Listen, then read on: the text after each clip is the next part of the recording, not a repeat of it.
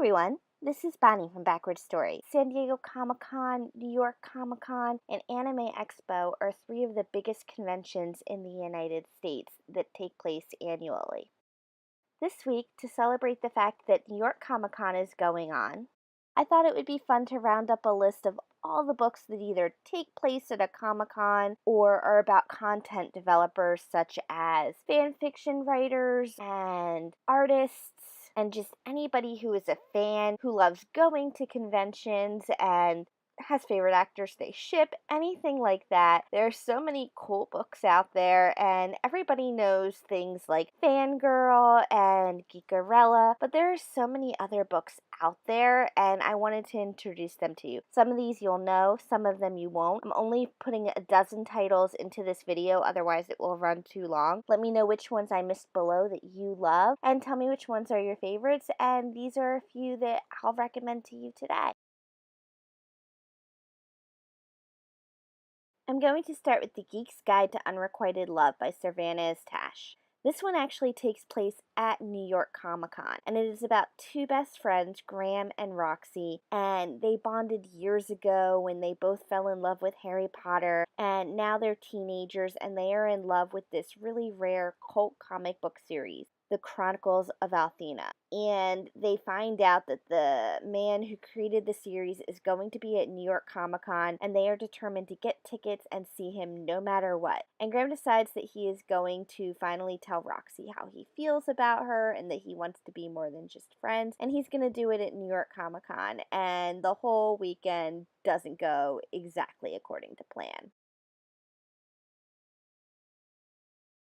Ship It came out earlier this year by Britta Lundin, and it encompasses multiple Comic-Cons, and it ends with the big bang of San Diego Comic-Con. And it is about this show called Demon Heart that has only aired for one season, and in fact the season finale has not yet aired. It is told in two points of view. It is told from the point of view of Claire, who is a super fan. She is a fan fiction writer, and she writes slash fiction. She believes that the two main characters of the show, a demon hunter named Smokey and a demon named Heart, are destined to be together, and she writes them together, and she goes to a local Comic-Con excited to meet her favorite actors and finds out that they don't feel the same way she does, and she decides to do something about it, and she is very much an activist. And the other perspective is Forrest, who is one of the two main actors of the show, and this isn't really his jam. He's not really into this genre. He doesn't really get these teen paranormal shows,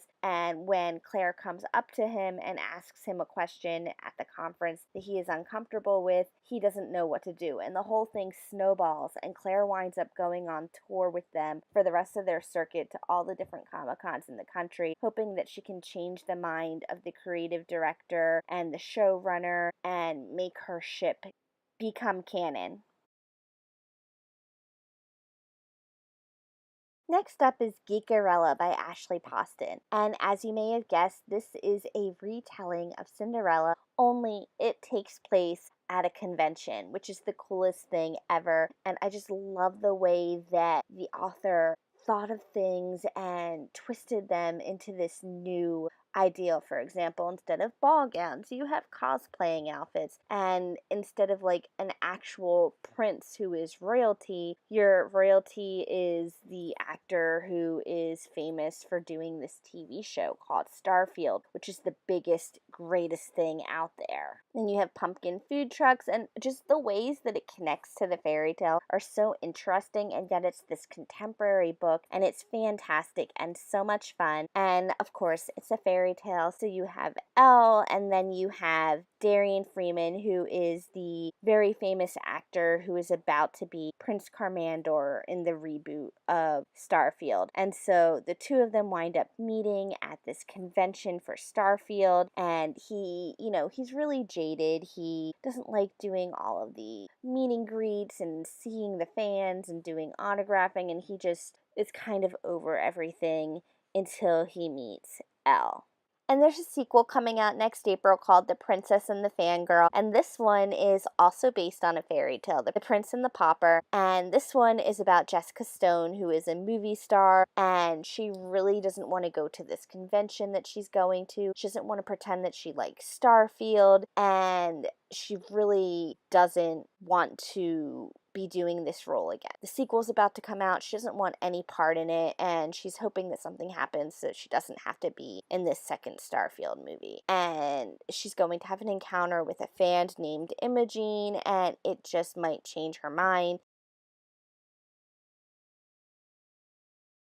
Eliza and Her Monsters by Francesca Zappia was one of the best books that I read last year. I'm not huge on contemporary, but I read this and I fell in love with it. And it is about a girl named Eliza, and she is the creator of the most successful online webcomic. And she has made enough money with her comic that she can go to college for free and not need to get any scholarships or anything. It's all completely paid for if she chose to go. And her parents don't really pay attention to what she's doing, and they don't understand what she's doing. And they're like, you should go outside, you should play sports like your brother, you should just get off the computer and make real friends. And they don't have a clue at how successful and talented their daughter is. And she's very shy, she has a lot of social anxiety, and this boy moves to town and attends her school, and he is the #1 fan fiction writer of her webcomic. And she doesn't tell him who she is because she's really afraid, and they get to know one another, they become friends, and they both have a lot of issues going on. He doesn't talk because of something that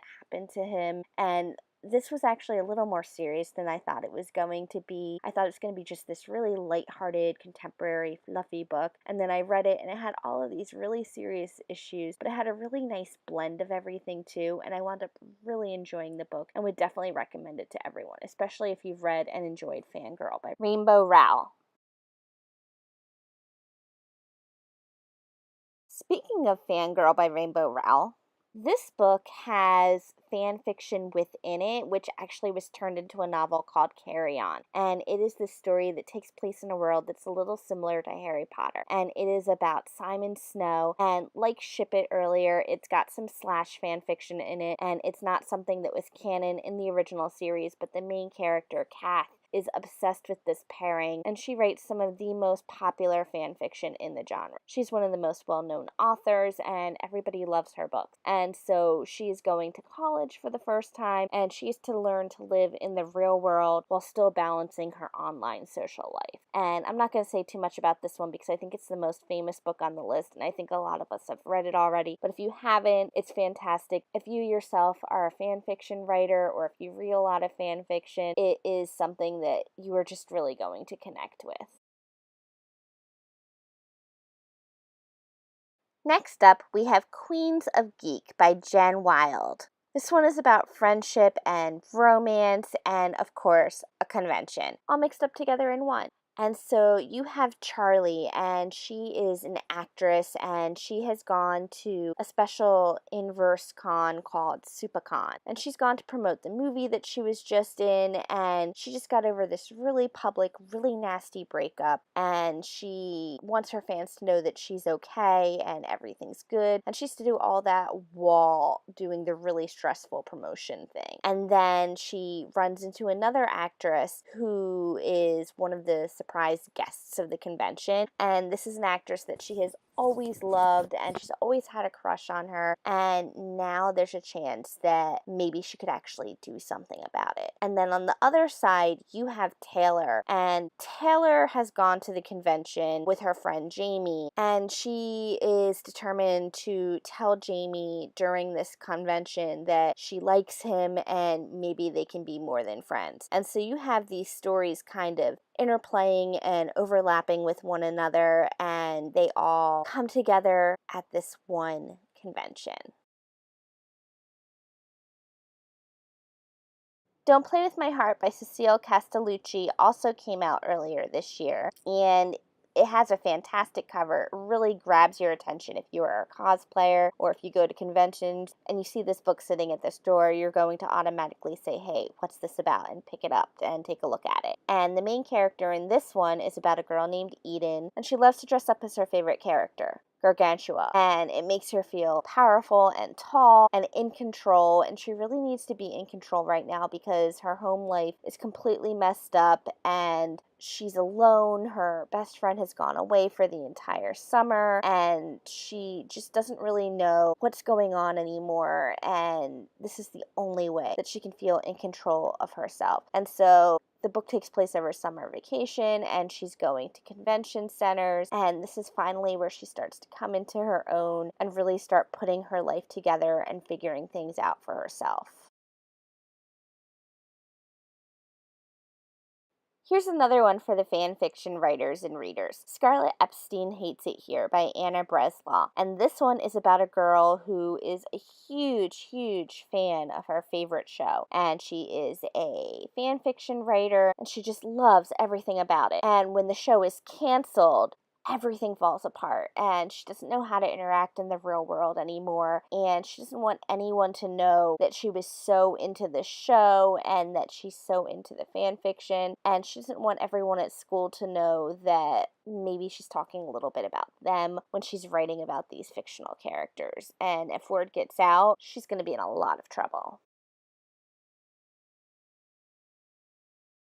The Fandom by Anna Day came out earlier this year, and the concept is really interesting. As fans, we get so immersed in our favorite shows and books and video games, and we really embrace the characters and the pairings. We fall in love with different characters. We cry when our favorites die. We cheer when they get together. And we get really invested in these characters and the ships and just everything about this world. And this book is about a world where there's an accident and the main character, Violet, and all of her friends who have gone to Comic-Con with her get into this accident, and they wind up going into the world of their favorite book, which is about to be a really big movie franchise, and it is called The Gallows Dance. And there's this moment and something happens, and it's a really pivotal thing that really fuels the fandom and the series itself, and it's a huge talking point, and it's something that is going to be huge as they're in this really dark,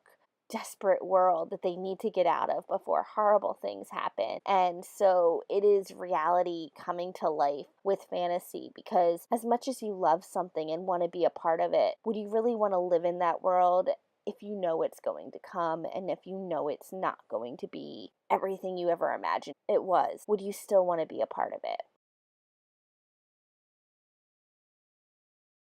If you love Fangirl and ELIZA and Her Monsters, you're going to want to pick up Bookishly Ever After by Isabel Bandeira. And this is a book about a girl who is obsessed with her favorite books, and she'll read them again and again and again, and she just wishes that she could find a boyfriend in real life that was as good as her bookish boyfriends, because she's in love with them and their personalities, and she doesn't even know how to talk to boys in real life. And so she turns to the pages of her books to find advice so that she can learn to talk to her crush. And this is a fun book for book lovers. Phoebe goes to different conventions. She goes to the Book Expo of America, which is basically the bookish version of Comic-Con, and you get to go and meet authors and get advanced copies of books that haven't come out yet and talk to publishers and do all of these amazing book-related things. And she was able to go one year and had so much fun, and then she gets to camp out at a bookstore hours and hours before it even opens so that she can meet her favorite author in the evening, and she creates a special costume and she dresses up, and so she's very, very into her favorite books. And so if you are bookish, you're really gonna love this one because it's a different twist on the topic.